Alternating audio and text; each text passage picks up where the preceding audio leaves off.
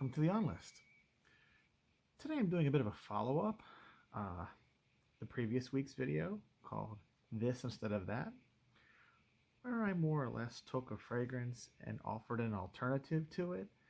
Not an alternative that is cheaper or higher quality or anything on a rankable scale. Just an alternative that's a little different, smells a little different, could be more interesting, right? Could be more enjoyable, definitely a little more unique, but keeps within the same purview, keeps within the same theme, right? That's the idea here. So the previous part, or part one, I spent a little more time on each fragrance and then their alternative. This is part two, and it's going to be a bit more rapid fire. So I want to get through a little more alternatives this time around and do a little less talking on each thing that I offer up, and then each thing I show as an alternative, and just give you guys a little more to think about, I guess. So let's get started. First things first, let's talk about something that is maybe not super popular, but popular enough amongst people in the online spaces.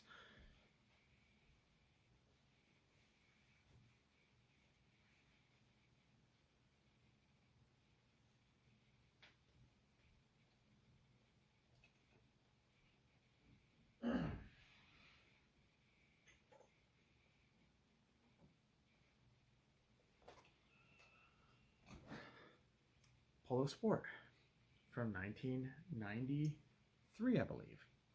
Now, at one point in time, this was very popular. I remember when everyone wore this, and it was everywhere. So for you old heads out there, you might be going, oh no, that's really popular. No. It was popular. It's an evergreen fragrance. People still buy it. Ralph Lauren wouldn't still make it if it was completely dead, right? So it has an audience, but it doesn't have an audience anywhere near the size that it used to. However, for some of you out there, it may still be just a little too ubiquitous, a little too common, although really not so much, more like common amongst frag heads, I guess, than actual people in the wild. So you'll want an alternative. And, I've got that alternative for you right here.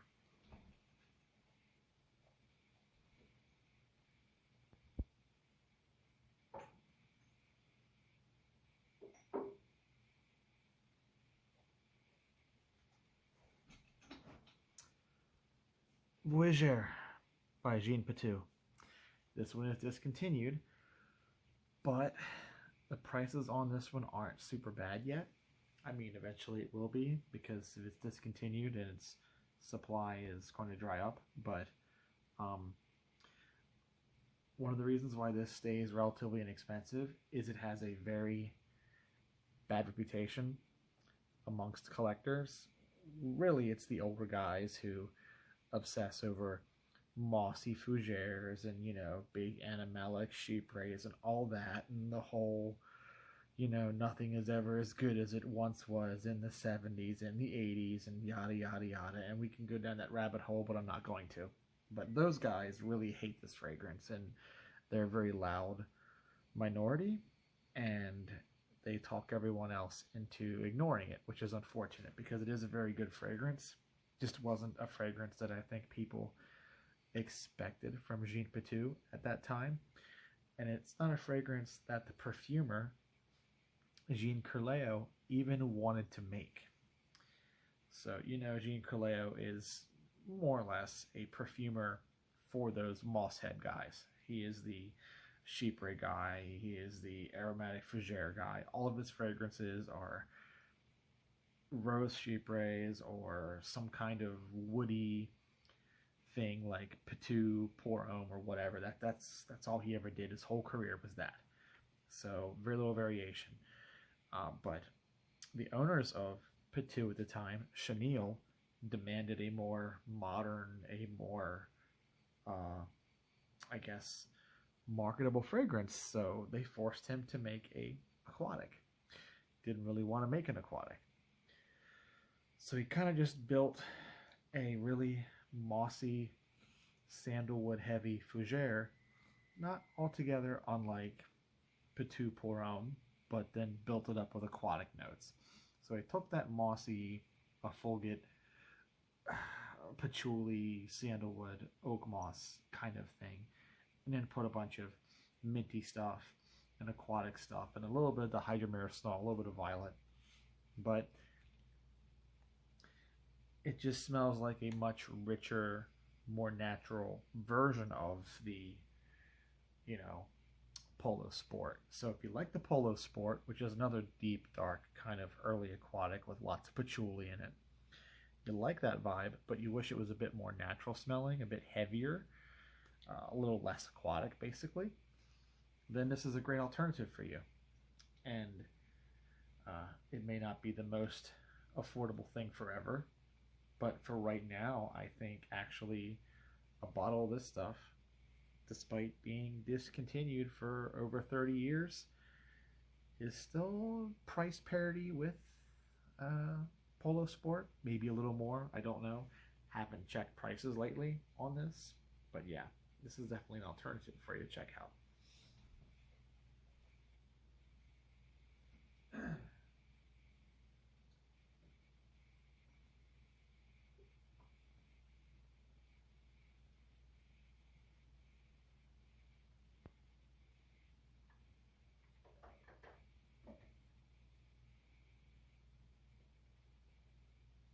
Yeah, let's do this one.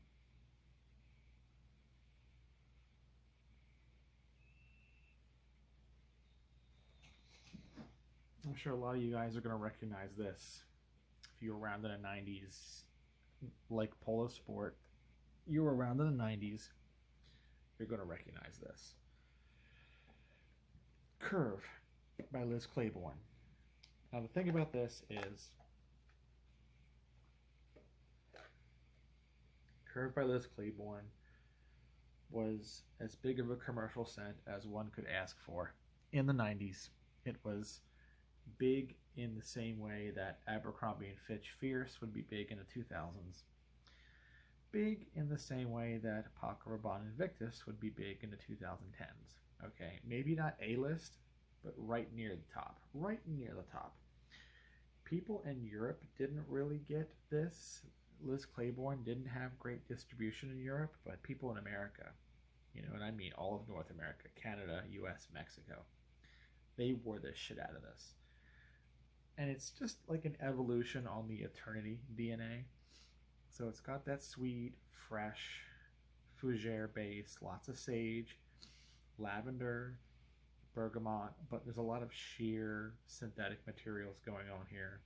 A lot of musk choices that are very clean and sort of not the real hairy woolly stuff that the older guys hated this when it came out. They absolutely hated this, but a lot of us who are now older guys, you know, we're now in our 40s, right? Here we are, 2025. We're in our 40s now. We wore this when we were teenagers and early 20-somethings. So, but you might want something a little different. If you are still rocking the Curve in 2025, it's cheap as chips. You can get it online anywhere you want. Someone said, oh, it's discontinued. I'm like, maybe it's discontinued in Walmart, but you can definitely get Curve. It's definitely out there. And the website's still functioning, and they sell product from the website, so someone's buying this stuff. But yeah, if you don't want to rock this anymore, a good alternative would be Leroy Soleil Homme by Salvador Dali. You could also sub this one for a lot of other fougères. I could have done this with Eternity.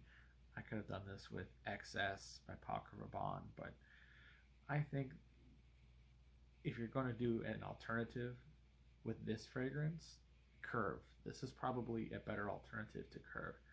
Why? Less thick, not as much sage, not as sweet, more floral. If you like a little bit of rose, a little bit of geranium, You want almost like a tropical, fruity nuance, so a bit of that early 90s like aquatic thing. No cologne though, not really cologne in here. No watermelon, no watermelon, but the fruitiness, the floralness, the sharpness. It's just a more artful take on this style, and it was perfumed by Gerard Anthony. If you know who Gerard Anthony is, he's the guy that did Edzaro Pour Homme. He's the guy that also did Excess Pour Homme that I already mentioned by Paco Rabanne. He also did stuff like Balenciaga Pour Homme. So he's got a pretty good track record. And he also made this fragrance, and it's worth checking out. Cool bottle, the little, sun guy on the front there, and the classy little teeny weeny little cap. The sprayer's not much to speak of. Not a big fan of the sprayer, but oh well. But yeah, there you go. So this instead of this.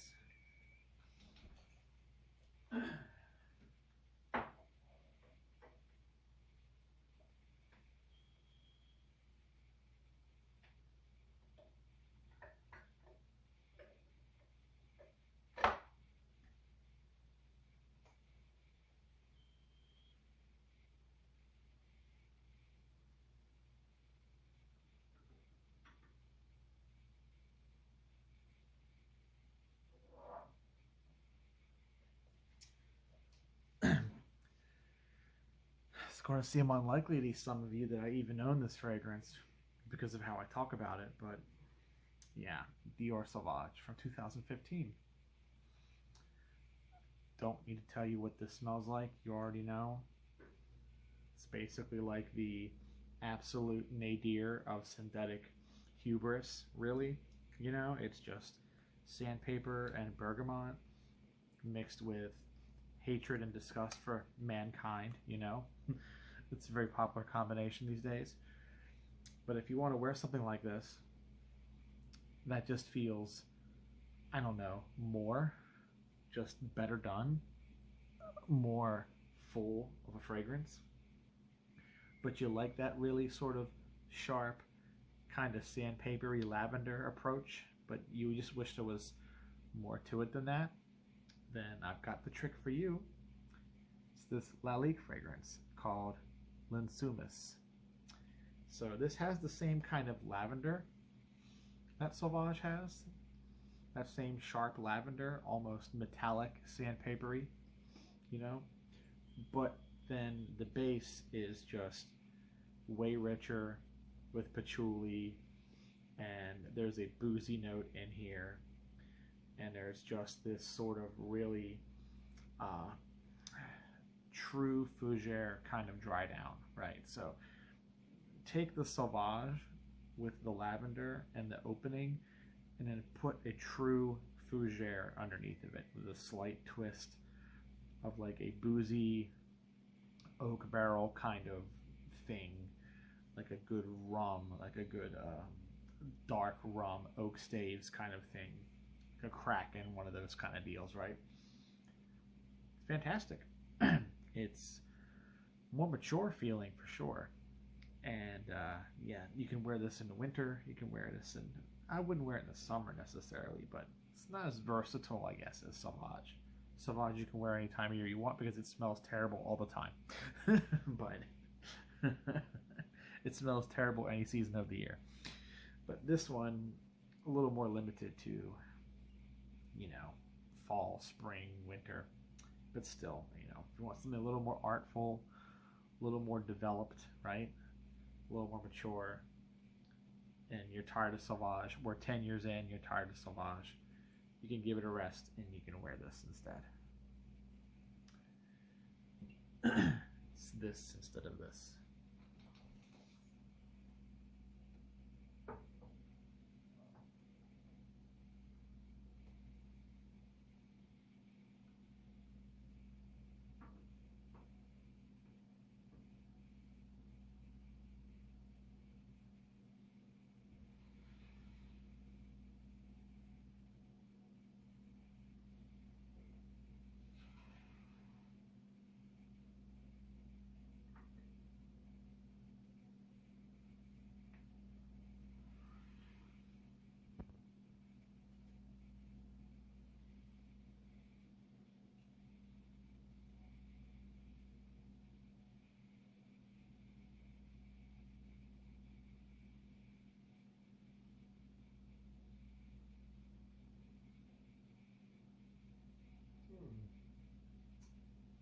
seem to have misplaced my bottle.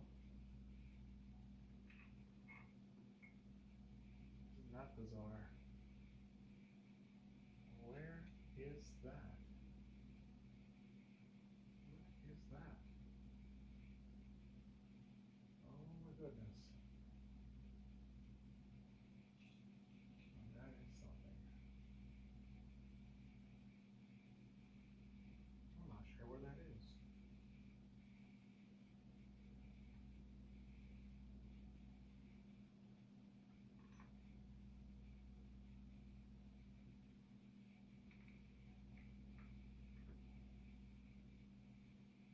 Okay then. Guess I'm not doing that one. Alrighty. I thought I was going to do a this instead of that with a particular fragrance, but I can't seem to find that fragrance now, and I don't know where it is. So, yeah, that's unfortunate. I'm going to skip that one. Not sure where that bottle is right now.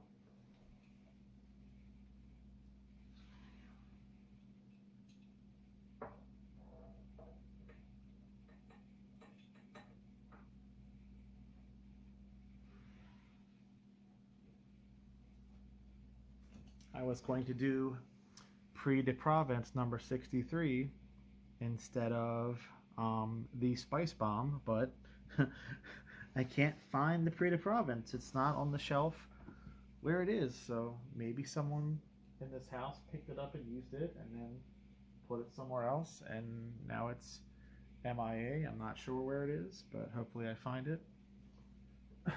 So let's move on to a different one.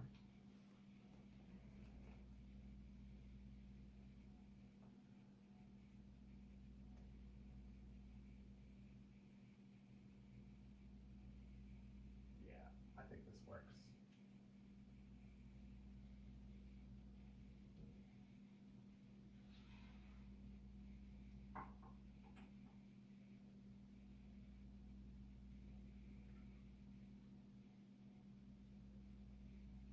Now,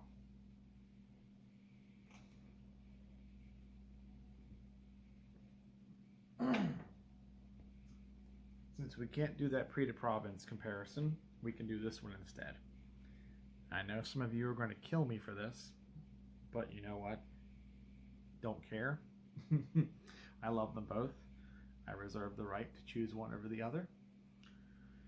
This Givenchy Gentleman, very popular amongst vintage enthusiasts. It is kind of like the reference patchouli fragrance for most of you guys out there, and I understand why. Patchouli, civet, leather, bergamot, benzoin, not a whole lot of complexity there. It is what it is. It's just kind of like simple and perfect, you know? I get it.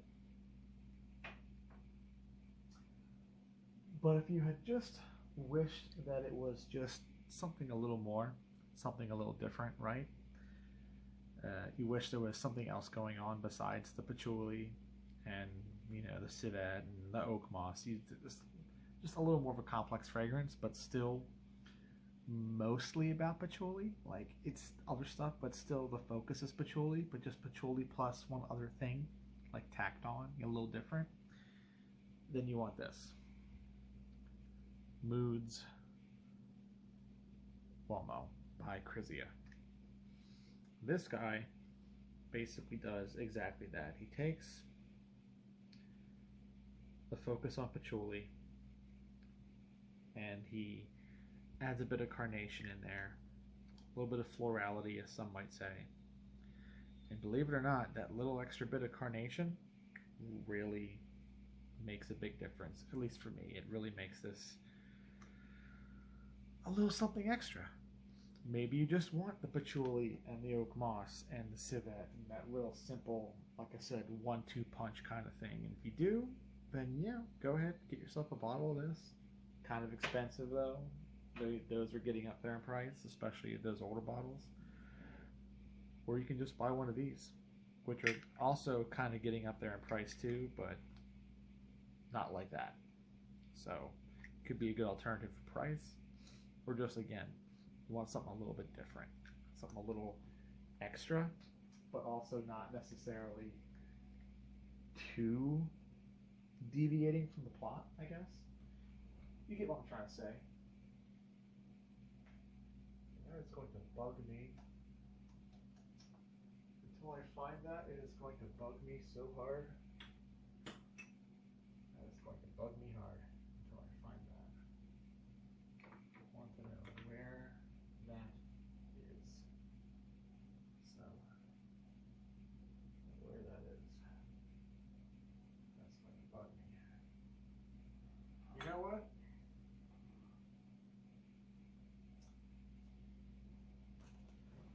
I'm an idiot. I found it. I am an idiot. Complete idiot.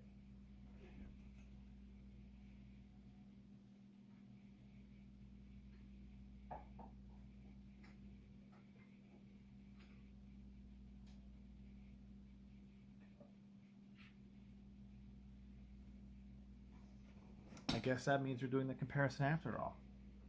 So let's go ahead and do it. This is Spicebomb versus number 63 by Prix de Provence. Take 2. Action. So obviously, this is the popular one. This is the one you're going to be told to pick up by people. This is the one to get, right? The influencers, the YouTubers, whatever, they're going to say this is the one. And it's nice. It's obviously very spicy. You have to like pepper. If you don't like pepper, you have no business going near this, because this is all about pepper. It's about pepper and tonka, dry leather. That's it. Black leather, pepper, dry tonka. That is what you're getting. No sweetness, very little sweetness at all, just enough to keep it from being nightmarish, right? So it's still mostly pepper. And it comes as described. It is literally a spice bomb. They don't lie to you with this. They don't lie to you. However, this, by a brand that's more known for their soaps and their shampoos than they are for their fragrances, this number 63 by Prix de Provence is a big surprise. It's very good. It too is about mostly spice, and it's got tonka in it and leather, but you get a nice twist of plum in here. You get some plum.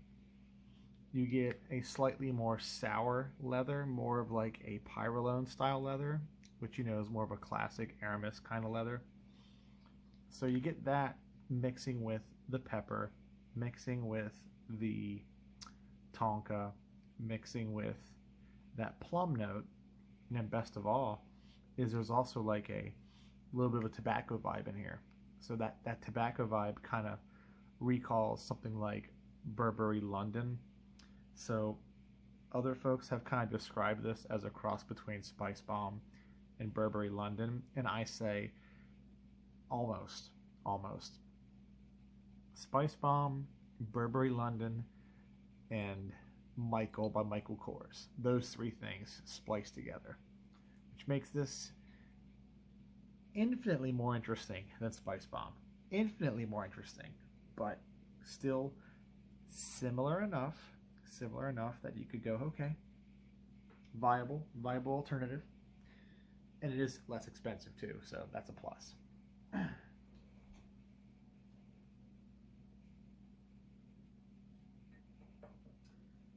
actually really glad I was able to do that.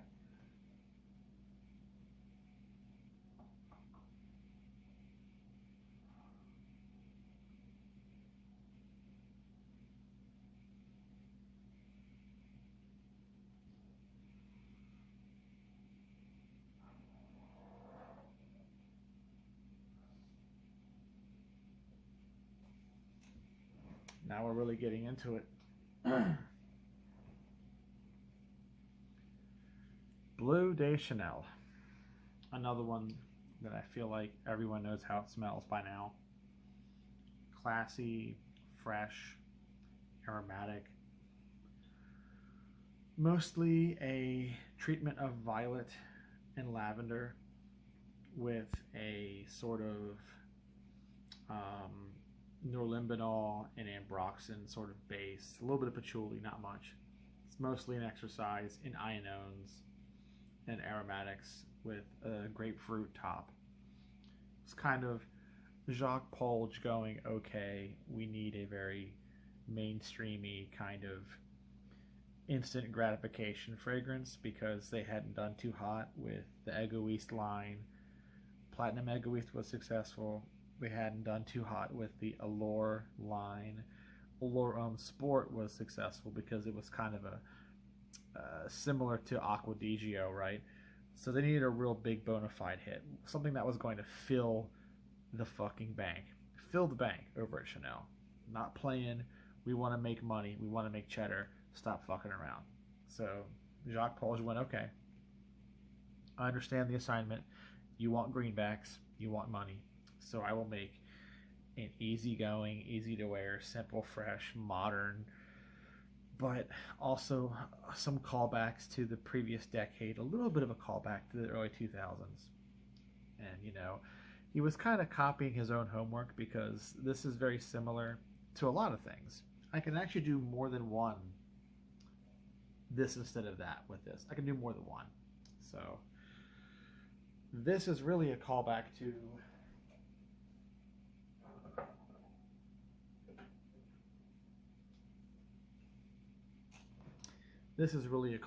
this, which Jacques Polge composed in 2001 or 2, I believe. I think 1. But Jacques Polge composed this in 2001, and he took the groundwork with this, this is Subtil by Salvatore Ferragamo, and he built it up into this. However,